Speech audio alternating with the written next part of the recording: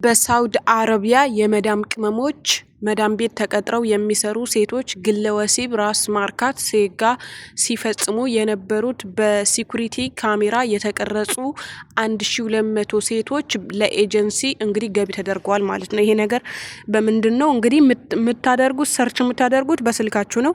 ነገር ግን የራሳችሁ የግል የራሳችሁ ስልክ በዚህ ሰዓት በዚህ ታይም ላይ የራሴ ነው ማለት በጣም ከባድ ነው እህቶቼ።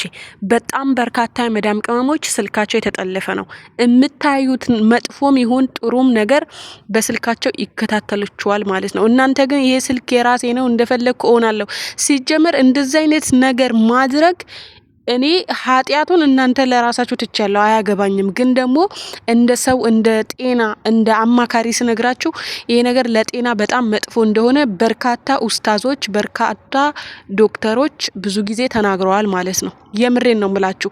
ይሄ ነገር አንዷ ምን አለች ደግሞ ይሄ ነገር ተያይዞ እንደውም መዳሜ እንደዚህ አይነት ነገር እያረገች ነበር ወህኔ ገባው እንዴ ብላ ሳቀች ማለት ነው። ሀቢብቲ ይሄ ነገር ምንም አያስቅም።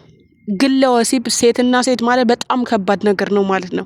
ሀቂቀተን እድሜ ልካችሁ ህይወታችሁ እንዳትመሩ የሚያደርጋችሁ ነገር ነው በተጨማሪ ማለት ነው።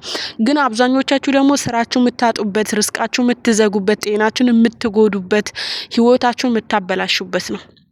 ለምሳሌ የአንድ መዳም ቅመም ስልኳ ከተጠለፈ እሷ የምታየውን የሴክሹዋሊ ቪዲዮ መዳም ታየዋለች።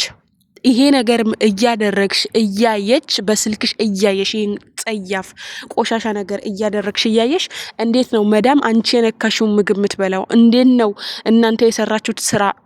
እንዴ በእስልምና ደግሞ በጣም ጸያፍ ነገር ነው ይሄ ነገር ማለት ነው። ሀቂቀተን ነው የምላችሁ። ተጠንቀቁ። የወጣችሁት ለስራ ነው ለመለወጥ ነው። አያቸው 1200 ሴቶች ወደ ኤጀንሲ ተመልሰዋል በዚህ ምክንያት ማለት ነው። ኦኬ አያችሁ 1200 ሴቶች ከሀገራቸው ስንትና ስንት ብር ጨርሰው እንደወጡ እንኳን እንደዚህ አይነት ነገር ሊያስቡ ይቅርና ትላንትና 9 ብር ኖሯቸው 1 ብር ጎድላቸው ዳቦ ሳይበሉ የዋሉ ሴቶች ናቸው። ትላንትና የመጣንበትን ነገር በጭራሽ መርሳት የለብንም ማለት ነው። ሀቂቀተን በጣም ያሳፍራል፣ ያስጠላል። ይሄ ቪዲዮ ለብዙ እህቶች እንዲደርስ ላይክ እና ሼር ሰብስክራይብ ማድረግ እንዳትረሱ። ምክንያቱም በጣም በርካታ እህቶች በአሁኑ ሰዓት ስልክ ይያዛል። ድሮ ስልክ አልነበረም። አሁን አብዛኛ እህቶች ማለት ነው ስልካቸው ተወስዶባቸዋል። ስልክ አይዙም በእንደዚህ አይነት ቆሻሻ ምክንያት ስልክ የወሰደችብኝ ምናምን ይላሉ ብዙ የመዳም ቅመሞች። ስልካቸው ጠልፈው የምትመለከቱትን ነገር እያዩ ነው። ገባችሁ? ስራችሁን አክብሩ። መጀመሪያ መዳም ልታሳፍረኝ ሪፖርት ወሰደችኝ አሳፍርሻለሁ አለችኝ። በስራችሁ ጠንክሩ፣ በስራችሁ በርቱ፣ በመጥፎ ነገር ውስጥ አትደበቁ።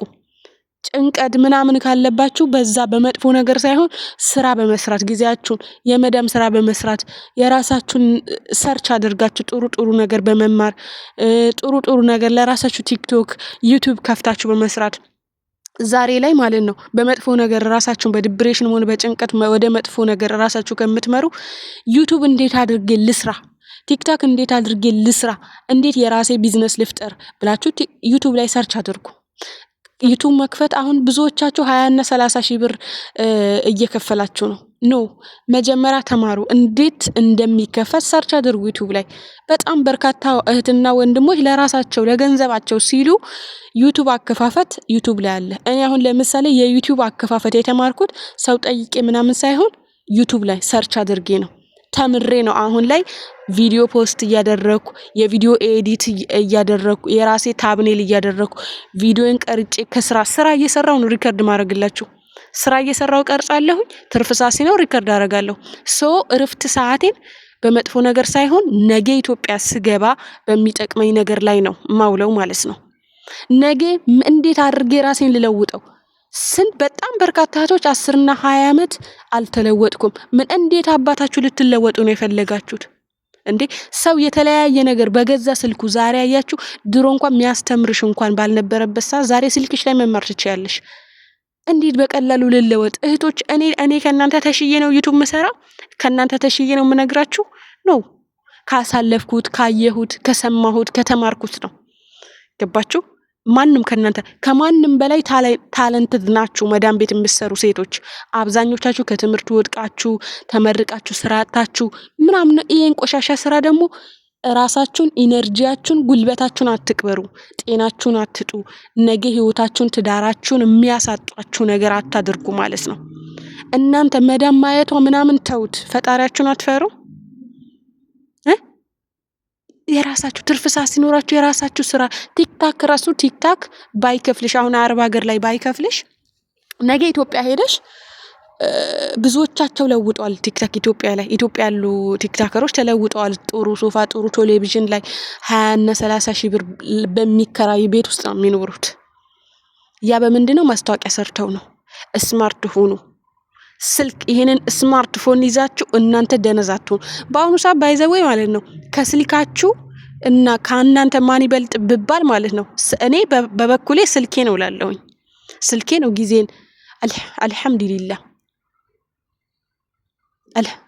አልহামዱሊላህ ጊዜን እየተጠቀምኩ ነው አላህ ደግሞ አሁንም ከመጥፎ ነገር ይጠብቃችሁ መጥፎ ነገር ለመጥፎ ነገር ትኩረት አትስጡ በቃ በህይወታችሁ የሚያስጠላ ነገር አታድርጉ ነገ የሚጎዳችሁ ነገር ነው እኔ አሁን መዳም ወደ ኤጀንሲ መመለሷ ምናምን አይደለም አያችሁ በዚህ